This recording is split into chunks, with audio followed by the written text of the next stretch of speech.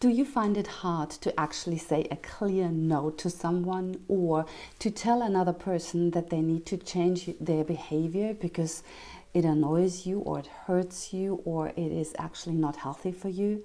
If you find that hard, then welcome to the club. Many of us do.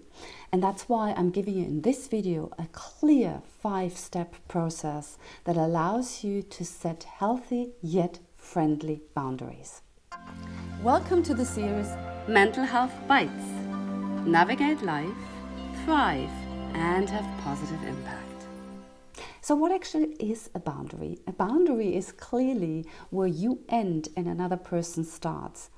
The thing is, other people can't really read you. They most of the time might not even know that they cross a boundary, that the behavior that they show isn't good for you, or it doesn't meet the needs and the wants you have. So having a clear communication process around that has many benefits.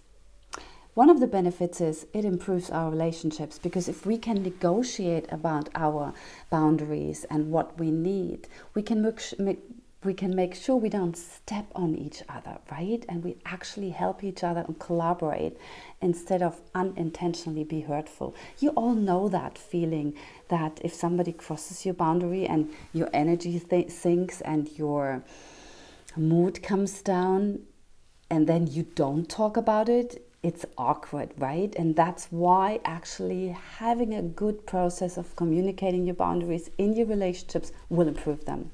The other thing why it's healthy, it is because it protects your identity. You want to make sure that the values that you stand for, that are really dear for you, are actually held with other people and they don't cross that. And if they do, they need to know. It strengthens also your self-worth. Because if you can stand up for yourself and if you can articulate when others cross your boundary, you feel more worthy and you get more respect from other people. So that's why having a healthy and good process to set boundaries is really beneficial. So here are the 5 steps that I want you to follow from this day on. I actually honestly trained them myself. I'm a person who's shying away from setting boundaries as many others because I don't want to hurt the other person, or I am afraid of the repercussions that I might receive or the mood that might change of the other person. And I've learned and worked hard on staying on my lane and doing that. And it's amazing how it actually changes how others perceive me. Because if you don't set boundaries, people tread on you. Because they can do it to you because you don't have any boundaries. And I don't want you to have that. So here are the 5 steps. The first one, identify. You need to first figure out, oops, that behavior doesn't work for me. Let me give you an example. So let's imagine you have a job in an office and you go in the morning to your desk and there's another person waiting for you to show up to tell you the newest gossip or the story of whatever, and they chat and chat and chat and you haven't even hung up your coat or put your bag down or any of that, and you feel overwhelmed because you like to just find your desk first, sit down, get everything in order, open your emails and check what actually needs to be done that day. So somebody is crossing a boundary right now. And if you don't talk about it, you most likely will get moody and grumpy day by day, starting your day like that. So you need to say it. You have identified, this isn't working for me because every time it happens, it takes my mood down. And I feel pestered and I don't have my peace to start my workday. There we go. Clear identification. I need this to change. Second, state it very clearly. Talk to the other person what it is that needs to change. Don't talk around it. You could say, Rosie, when you come to my desk in the morning, the very first thing when I get here, I can't really listen. It irritates me because I haven't even put my bag down. I need you to stop this.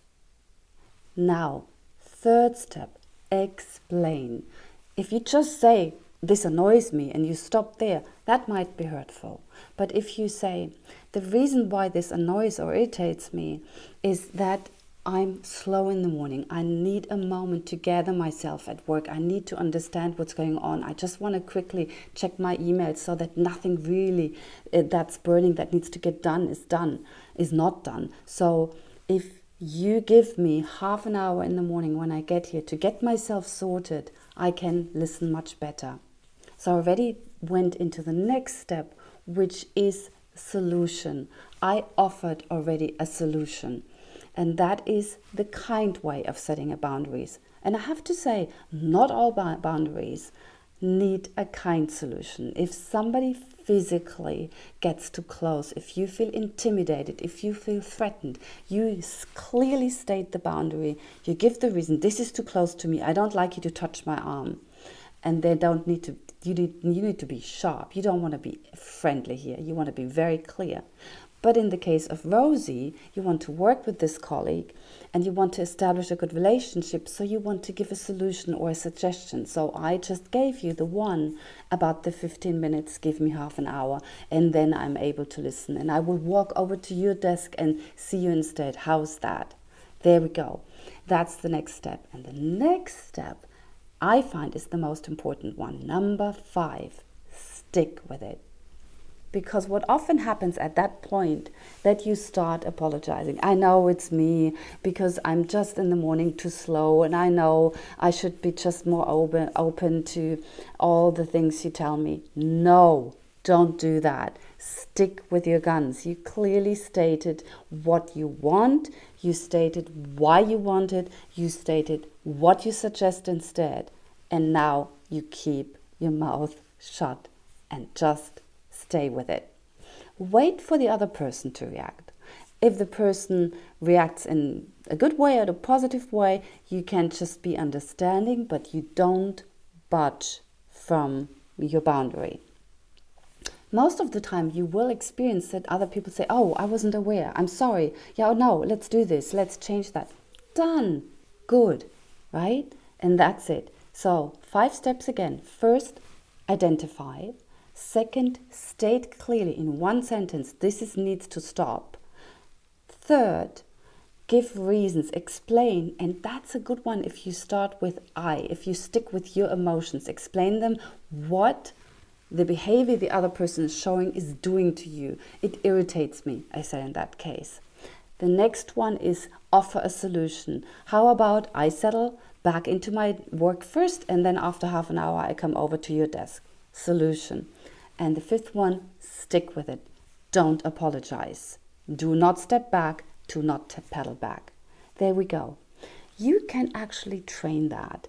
And if you feel, you know what, that really feels uncomfortable, I haven't done that much, then that's fine. Start with small things. Let's say somebody takes your favorite mug and you say, hey, actually, this is my mug.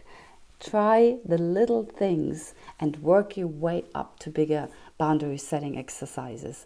I tell you, it has helped me a lot, and I want you to use it so it helps you, because in the long run, if we all did this a little bit better, we would have less conflict. There we go, healthy boundary setting. I hope you liked the video.